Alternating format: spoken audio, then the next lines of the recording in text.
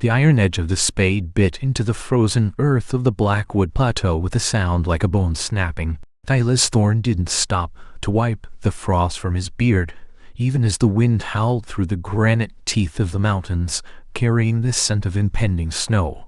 Behind him, the pine box sat on a low, lung sled, its raw wood pale against the gray, bruised sky. It looked like an unhealed wound in the landscape, a sharp, cornered intrusion in a world of soft, lethal curves. And inside the box, something was kicking. The rhythm of the thuds was frantic at first, then rhythmic, then slow like a dying heartbeat measured in wood and grit. Silas didn't flinch. He drove the spade down again, the vibration traveling up his arms and settling in his teeth. The ground here was more rock than soil, a stubborn ancient crust that didn't want to give up its space. He needed 6 feet, but the plateau was only offering inches. "You're wasting your breath, Arthur," Silas said, his voice a low rasp that was instantly swallowed by the gale. He didn't look at the box. He couldn't. The kicking stopped. A muffled voice, distorted by the thickness of the pine and the layers of wool wrapping the man inside, filtered through the cracks. "It's not my breath I'm worried about, Silas. It's your soul. That ground's got no room for 2 of us." Silas paused, leaning his weight against the hickory handle. The sweat on his brow was already turning to needles of ice.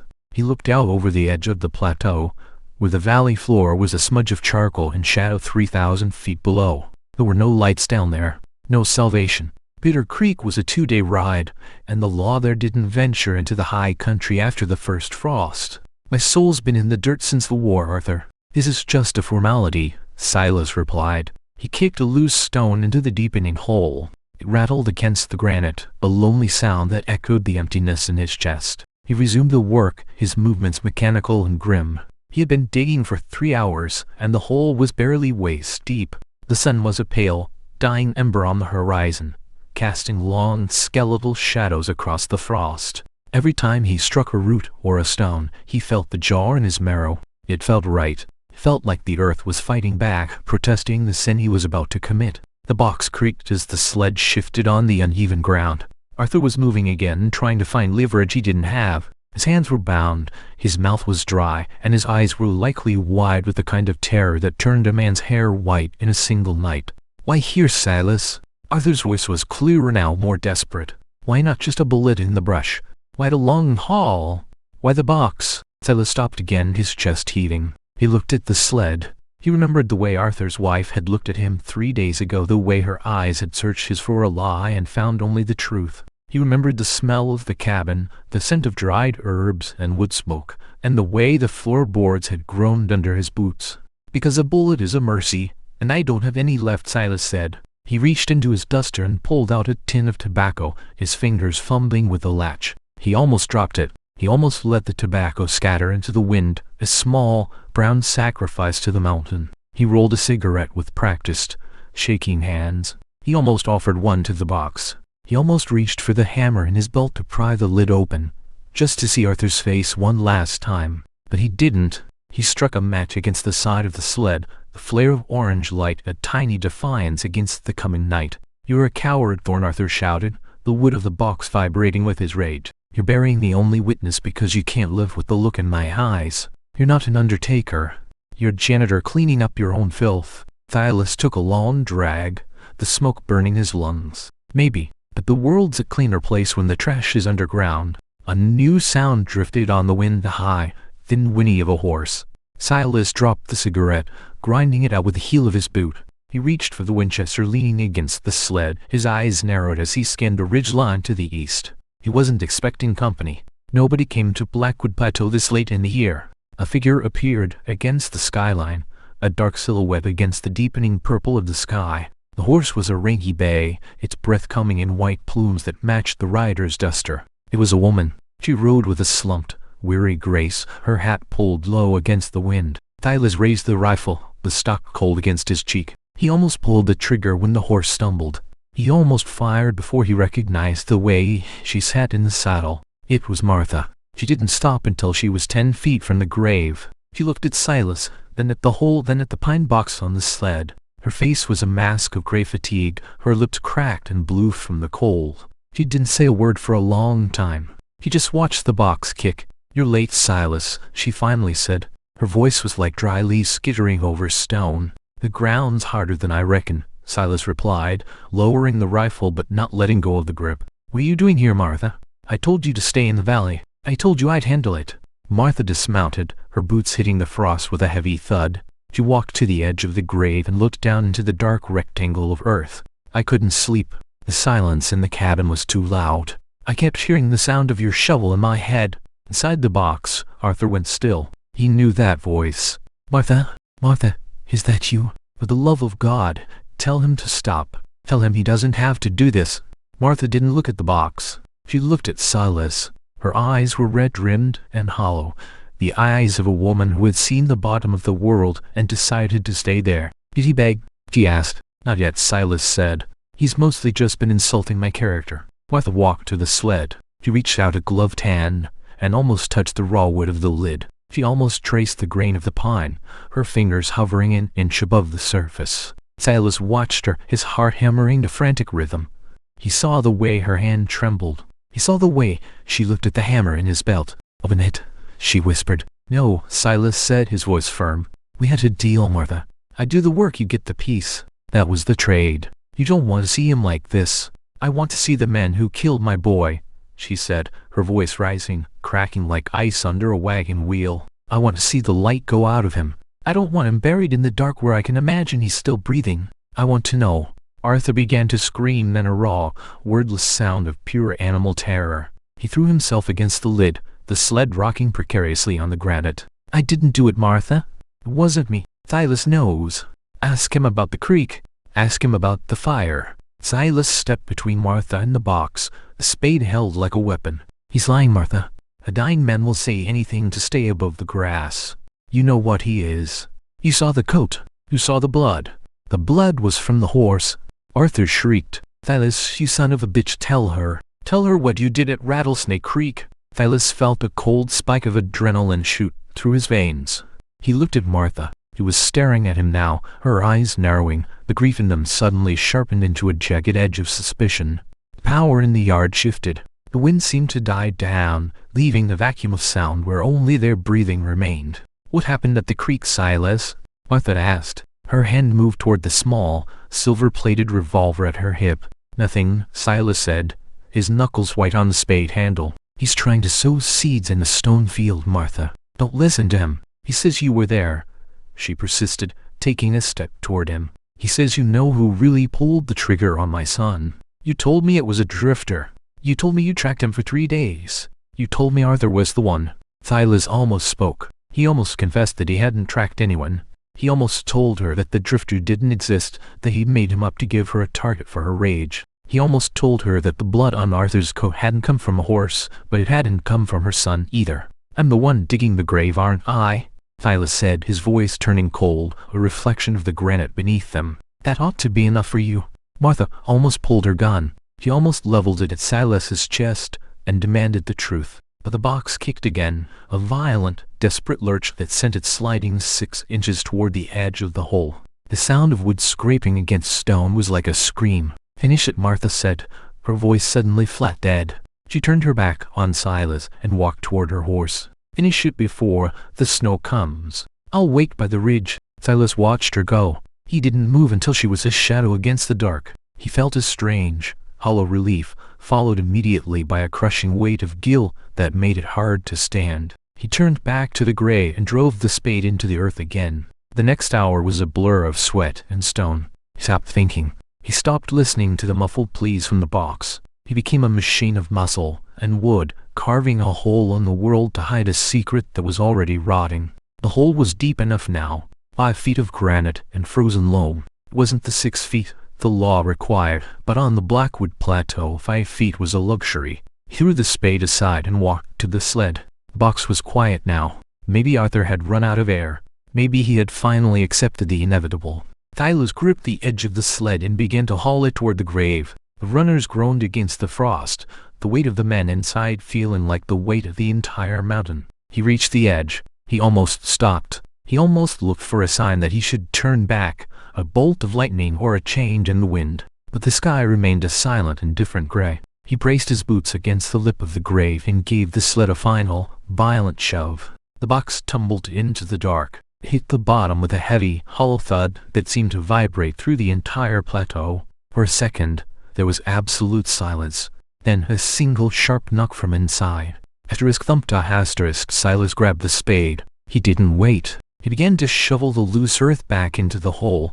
The first few clumps rattled against the pine lid like hail on a tin roof. Then the sound became muffled, a soft, rhythmic thudding as the soil began to pile up. Silas. The voice was a ghost now, a vibration in the ground. The locket. Check the locket in my pocket. Silas froze. Spade hovered over the grave. He remembered a locket. A small tarnished silver piece he'd seen Arthur clutching in the cabin before he'd bound him. He'd ignored it. He'd thought it was just a piece of jewelry, a trinket stolen from a dead woman. He looked at the half-covered box. He almost climbed down. He almost threw himself into the dirt to pry the lid open. But the image of Martha waiting on the ridge flashed in his mind. If she saw him stop, if she saw him hesitate, the fragile lie he'd built would shatter. He kept shoveling. The work went faster now that he was moving downhill. The hole filled up, the mound rising slowly above the level of the frost. He packed the dirt down with the back of the spade, his breath coming in jagged, crystalline clouds. He was finished. The secret was buried. He stood over the grave for a long time, the wind whipping his duster around his legs. He felt nothing. No peace, no victory, only a cold, gnawing emptiness. He had buried a man who wasn't dead to satisfy a woman who couldn't be healed for a crime that hadn't been solved. He walked toward the ridge where Martha was waiting. She was still sitting on her horse, a statue of grief against the night sky. As he approached, she turned her head. "Is it done?" she asked. "It's done," Silas said. He reached for her horse's bridle, his hand almost brushing her knee. He almost touched the worn leather of her chaps, a gesture of comfort he didn't know how to give. But she pulled the reins away, her horse sidestepping into the brush.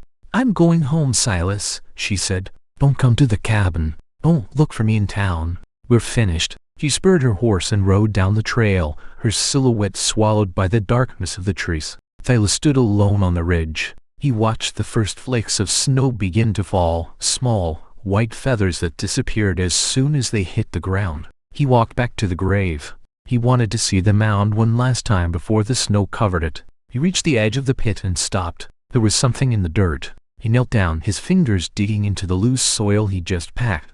He felt something hard and cold. He pulled it out and wiped away the grit. It was a locket. It must have fallen out when the box hit the bottom, slipped through a crack in the lid. Silas hadn't noticed. He held it up to the pale light of the moon.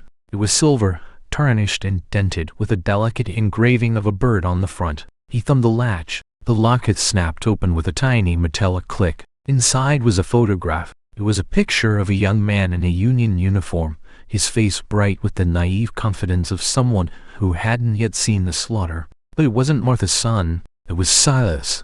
Silas Thorne stared at his own face, a decade younger, a lifetime more innocent. He felt the world tilt. The cold of the plateau seemed to seep into his very soul, freezing his blood in his veins. He looked at the inscription on the inside of the lid. Asterisk to Silas, my brother, my protector.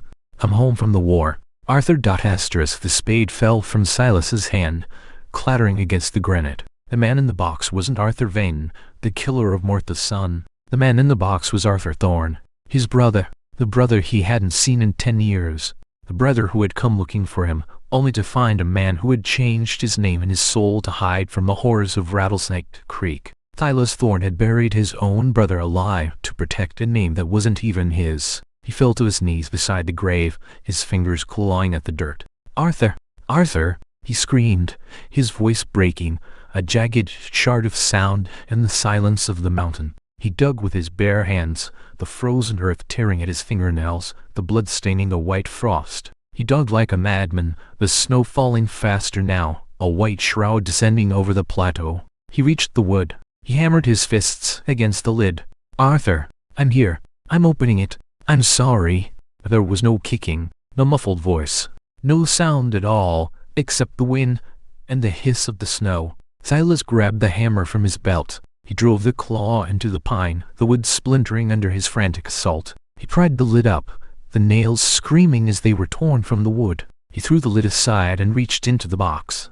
Arthur lay still, His eyes were closed, his face pale and peaceful in the moonlight. He looked exactly like the boy in the photograph, only older, tired, worn down by the long search for a brother who didn't want to be found. Silas pulled him out of the box, cradling the limp body against his chest. He pressed his ear to Arthur's chest. He almost heard a heartbeat. He almost felt the faint, warm flutter of life. He almost believed that he'd reached him in time. There was only silence.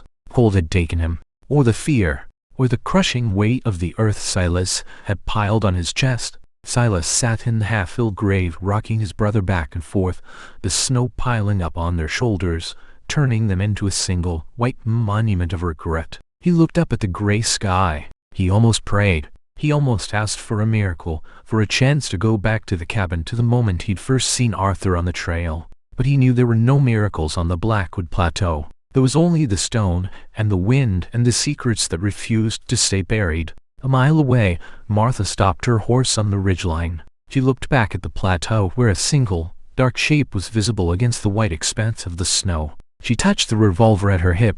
She had seen the photograph in the Locket years ago, when she'd first met a young man named Arthur Thorne in a camp in Tennessee. She'd known who was in the box. She had known that Silas Thorne wasn't Silas Thorne. She had known that he was the man who had abandoned his post at Rattlesnake Creek, leaving her son and 100 others to burn in the woods while he fled with the company peril. She hadn't come for justice for her son.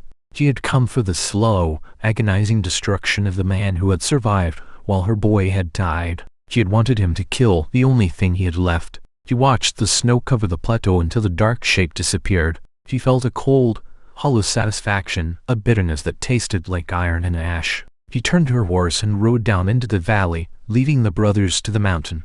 On the plateau, Silas Thorne closed his eyes. He felt the numbness spreading through his limbs, a sweet seductive sleep that promised an end to the pain. He pulled the locket from his pocket and pressed it into Arthur's hand, closing his brother's fingers around the silver bird. "I'm home, Arthur," he whispered, his voice a ghost of a sound. "I'm finally home." The snow continued to fall, a relentless, white curtain that erased the grave, the sled, and the spade. By morning, the Blackwood Plateau was a perfect, unbroken sheet of white. There were no tracks, no scars, no signs of the struggle that had taken place in the dark. The mountains held their breath. The wind died down. The sun rose over the horizon, cold and indifferent, shining on a world that had forgotten the names of the men beneath the frost. In Bitter Creek, the people began their day, unaware of the tragedy on the heights.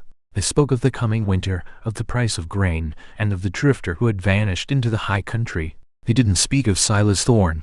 He was already a ghost, a name whispered in the wind, a secret buried in the stone. The silence was absolute. The locket remained in Arthur's hand, hidden beneath the earth and the snow, a tiny silver heart that would never beat again. It was the only truth left in a world of lies, a silent witness to a betrayal that could never be undone.